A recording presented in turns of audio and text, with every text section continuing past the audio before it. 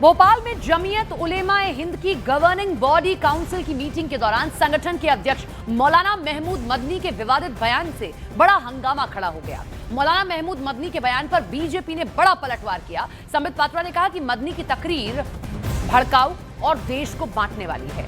संबित पात्रा ने आरोप लगाया कि मदनी जिहाद की बात कर रहे हैं, सुप्रीम कोर्ट की गरिमा पर सवाल उठा रहे हैं, वंदे मातरम के मुद्दे पर लोगों को भड़का रहे हैं। संबित पात्रा ने यह भी कहा कि सुप्रीम कोर्ट को लेकर ऐसी टिप्पणी पर अदालत को खुद संज्ञान लेना चाहिए। क्या कहा संबित पात्रा ने, सुनवाते हैं आपको।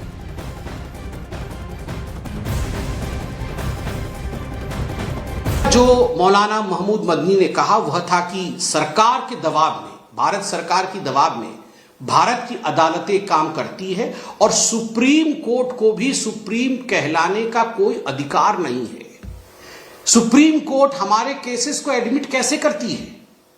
सुप्रीम कोर्ट 3 तलाक पे सुनवाई कैसी करती है? सुप्रीम कोर्ट मंदिर मस्जिद वाले विषय पर सुनवाई कैसे करती है? इन विषयों पर बोलते हुए मदनी साहब ने कहा कि सुप्रीम कोर्ट को भी सुप्रीम कहलाने का कोई अधिकार नहीं है। मैं तो सुप्रीम कोर्ट से गुजारिश करूंगा, मैं भी एक साधारण नागरिक हूं, आप भी नागरिक हैं, कि यदि सुप्रीम कोर्ट के ऊपर कोई साधारण नागरिक भी इस प्रकार की टिप्पणी करता है तो supreme court suo motu cognizance ले सकता है। सुप्रीम कोर्ट खुद इसकी सुनवाई कर सकता है, क्योंकि आगे चलकर अगर इतने बड़े नेता, एक कौम के इतने बड़े नेता इस प्रकार की बात कह के लोगों को बरगलाने की कोशिश करें, सुप्रीम कोर्ट के विरोध लोगों को भड़काए, तो स्वाभाविक रूप से it demeans the stature of supreme court. I firmly believe that the supreme court should take a cognizance of what mister Madani has said today. इस देश में सुप्रीम कोर्ट हर उस केस की सुनवाई करती है जो जनता जनार्दन सुप्रीम कोर्ट के देवड़ी पर लेकर जाती है। इसमें कौन सा हिंदू का केस है, कौन से मुसलमान के केस है, इसके तरजीह पर सुप्रीम कोर्ट कभी भेदभाव नहीं करती। जिस प्रकार से भाषण दिया है वह न केवल भड़काऊ है, अपितु देश को विभाजन की ओर लेने की उनकी कुचेष्टा है। उनका कहना कि जिहाद होना चाहिए, जब जब जुल्म होगा तब तब जिहाद होगा, मुझे लगता है यह बहुत ही अनुचित शब्द है, बहुत ही अनुचित वाक्य है। और जिहाद के नाम पर जिस प्रकार से लोगों ने भारतवर्ष में ही नहीं, भारतवर्ष के बाहर भी आतंक फैलाया जिहाद के नाम पे, वह हमने देखा है। तो स्वाभाविक रूप से यह कहना कि भारत में जिहाद होगा एक बहुत ही इर्रेस्पॉन्सिबल, गैर जिम्मेदारी से भरा हुआ एक वचन है। वहीं वीएचपी के विनोद बंसल और बीजेपी के शहजाद पूनावाला ने भी मदनी के बयान पर पलटवार किया है। मौलाना मदनी ने जिस तरह की बातें कही हैं वो बेहद गंभीर और संपूर्ण राष्ट्र को स्तब्ध करने वाली हैं। मौलाना मदनी कहता है कि सुप्रीम कोर्ट सुप्रीम नहीं है। वो ये भी कहते हैं कि जब तक जुर्म होगा तब तक जिहाद होगा। तीसरी बात, वंदे मातरम गाना सिर्फ बुज़दिल कौम का काम है।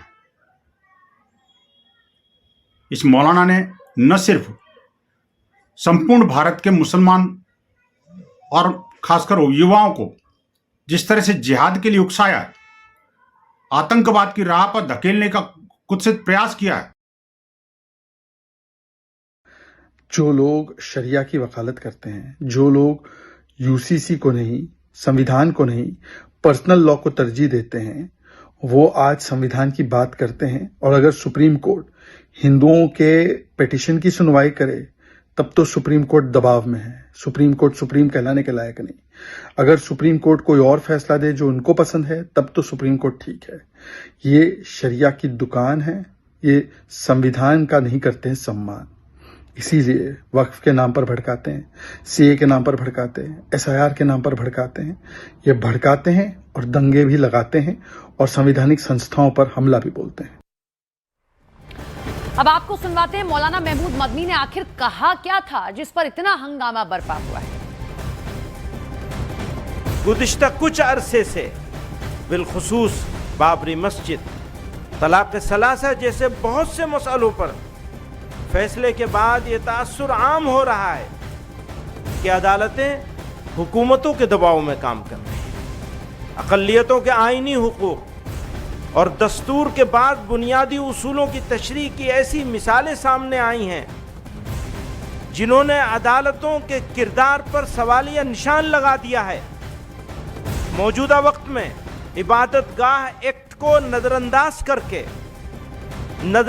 करते हुए ज्ञानवापी और मथुरा के मुकदमात को काबिल समाअत करार देने का फैसला भी उसकी एक वाज़ेह मिसाल है। याद रखिए, सुप्रीम कोर्ट उस वक्त तक ही सुप्रीम कहलाने का मुस्तहिक़ है जब तक आईन की पाबंदी करे, कानून के हुकूक का ख्याल रखे। अगर ऐसा न करे तो वो इखलाकी तौर पर भी सुप्रीम कहलाने का हकदार नहीं है। जब जब जुल्म होगा तब जिहाद होगा। मैं इसको दोबारा कहता हूं, जब जब जुल्म होगा तब जिहाद होगा।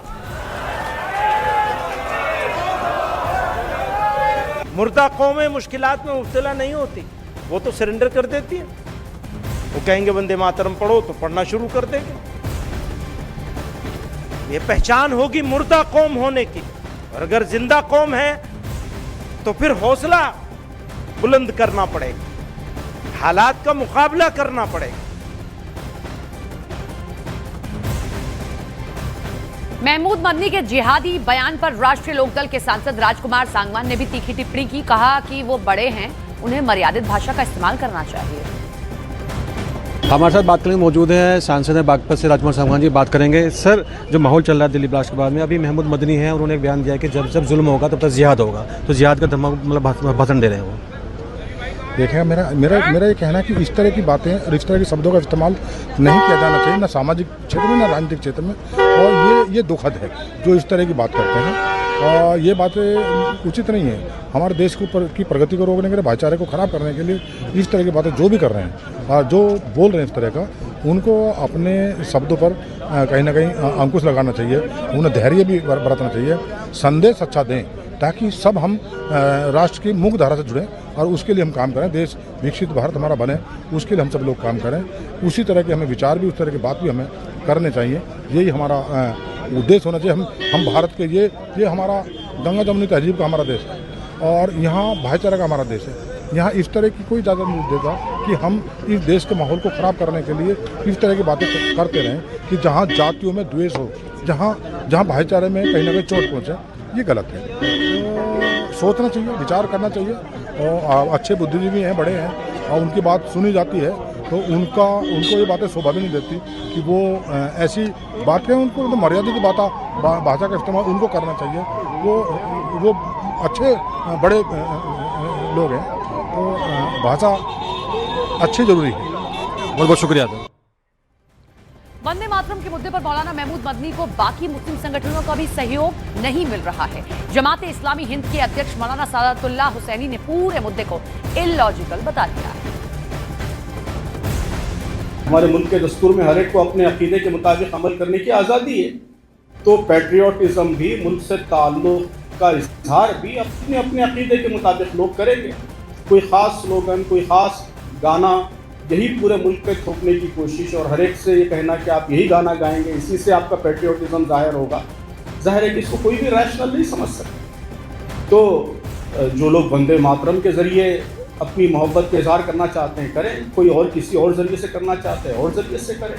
तो कानून के मुताबिक और दस्तूर के दायरे में जो तरीके, जो ऑप्शंस मौजूद हैं, उसका पूरा हक हर शहरी को, हर सिटीज़न को और सिटीजन्स के हर ग्रुप को हासिल है। तो इसमें डिबेट का कोई महल ही नहीं है।